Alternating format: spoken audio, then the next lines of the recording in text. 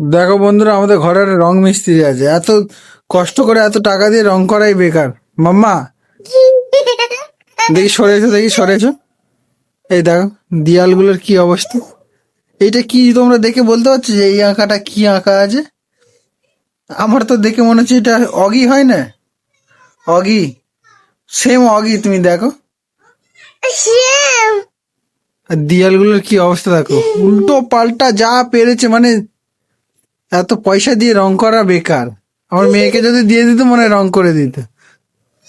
মাম্মা, ওরম করোনি। কি বলবো বন্ধুরা, যাক ভালো, এটা অগির মতো এঁকেছে, কাউ কিছু তো একটা এঁকেছে তো।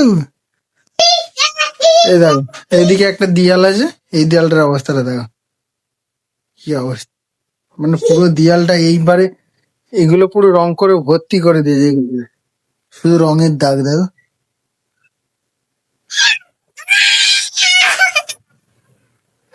মাম্মা,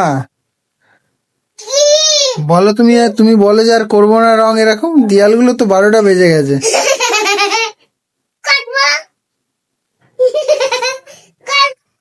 করবে তুমি?